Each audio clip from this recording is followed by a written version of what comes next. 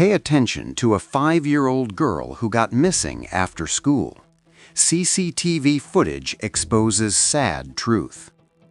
At 3:18 p.m. on Thursday, September 23, 2021, a fixed CCTV camera outside Brookdale Elementary School recorded a small figure stepping through the east gate. She wore a navy cardigan and carried a pink backpack that hung low against her back. The camera angle was wide and silent. The timestamp was clear. The girl did not reach the sidewalk. 4 minutes later, the footage shows her stopping near the curb. A woman approaches from the left edge of the frame. The girl turns. The woman bends slightly. They walk out of view together. No alarm is raised for nearly an hour. Brookdale Elementary sits in the town of Millhaven, a quiet manufacturing community 40 miles west of the state capital. On paper, it is a place defined by routine: school dismissal at 3:15, after-school traffic along Pine Street, parents waiting by the gates, teachers on duty until the last child leaves. Nothing unusual is supposed to happen here. That afternoon, something did. The obvious explanation in the first hours was simple. The girl had been picked up by family. A miscommunication, a late handoff, a child who went home with the wrong adult and would be returned quickly, embarrassed but safe. By nightfall, that explanation no longer fit the facts. The missing child was Lily Carter. She had started kindergarten 3 weeks earlier. Teachers described her as quiet but attentive, careful with her supplies, proud of her handwriting.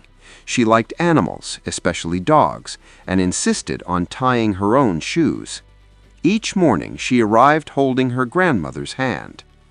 Lily lived in a small 2-bedroom house on Hawthorne Avenue with her maternal grandmother, Margaret Ellis. Lily's mother, Rebecca Carter, worked nights as a respiratory therapist at the regional hospital. Rebecca had separated from Lily's father years earlier and relied on Margaret for childcare during overnight shifts. Margaret Ellis was 62, retired, known in the neighborhood as attentive, sometimes overbearing. She walked Lily to school every morning at 8:05 a.m. and usually collected her at dismissal. On Thursdays, however, Lily attended an after-school reading group that ended at 3:30. Margaret had signed the permission form herself. On September 23rd, Margaret did not arrive at 3:30. At 4:07 p.m., Rebecca's phone rang in the break room of the hospital. The caller ID showed Brookdale Elementary. By 4:19 p.m., the school had initiated its missing student protocol. By 4:19 p.m., Millhaven police were dispatched. The first officers on scene walked the perimeter. They checked classrooms, bathrooms, the playground. Lily's backpack was not located. Teachers were interviewed. Students were asked what they had seen. One child recalled Lily standing by the gate. Another mentioned her grandma. Margaret Ellis arrived at the school at 4:41 p.m., visibly distressed. She told officers she had been delayed by a doctor's appointment. She said she assumed Lily was still in the reading group. Records later showed no appointment. At 5:03 p.m., detectives requested access to the school's CCTV footage. The footage was reviewed that evening. It showed Lily leaving school grounds at 3:18 p.m. It showed her stopping near the curb. It showed a woman approaching her. The woman's face was partially obscured by the camera's position, but her posture was familiar. Her hair was gray, pulled back tightly. She wore a beige coat and carried a large handbag. Detectives paused the frame, enlarged it, compared it to photos taken earlier that day. The woman was Margaret Ellis.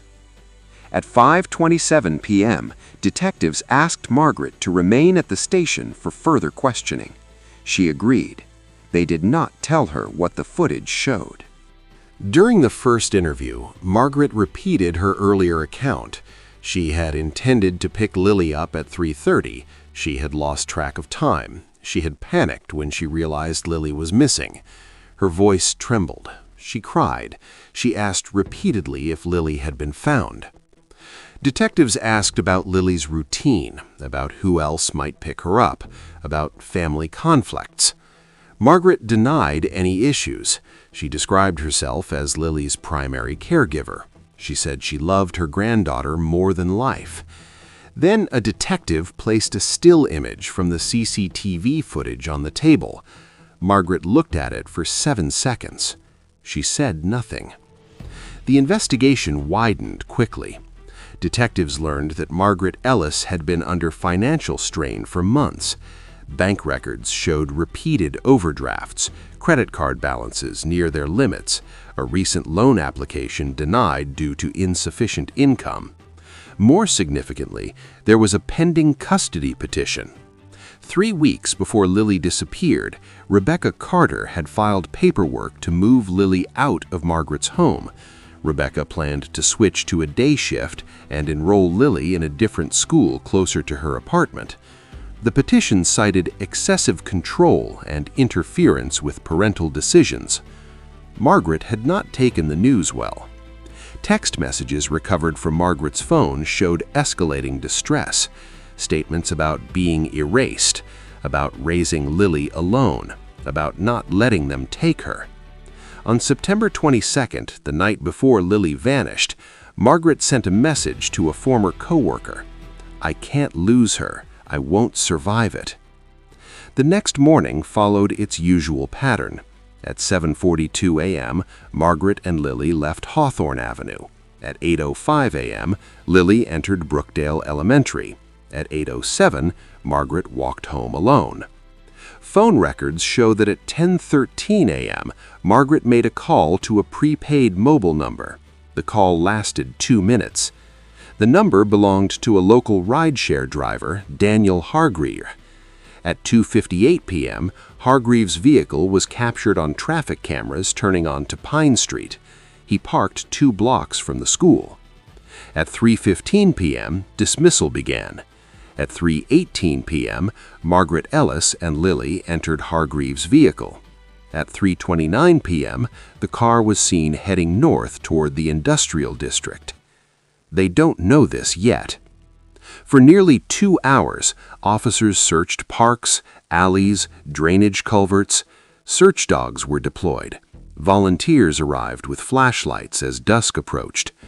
Rebecca Carter stood at the command post, answering questions she had never expected to hear. At 7:46 p.m., detectives obtained a warrant for Margaret's phone and vehicle. At 8:11 p.m., forensic analysts recovered deleted text messages. One message, sent at 2:31 p.m., read, "Remember what we talked about, no mistakes." Another followed, "I will handle the rest." Confronted with the evidence at 9:02 p.m., Margaret's composure collapsed. She admitted to taking Lily from the school. She said she had not planned to hurt her. She said she only wanted time. According to her statement, Margaret believed that Lily were gone long enough, Rebecca would abandon the custody case, that the court would see Margaret as indispensable, that everything would return to how it was. The plan was simple. Margaret would collect Lily early. She would take her to a rental property Margaret owned on the edge of town, a house vacant for months. Lily would stay there overnight. In the morning, Margaret would return her and explain that Lily had wandered off and been found. She did not anticipate how fragile the plan was. What happened next unfolded minute by minute. At 3:47 p.m., Hargreave dropped them off near the industrial district. She paid cash. At 3:51 p.m., Margaret and Lily entered the vacant house on River Road. At 4:06 p.m., Lily began to cry.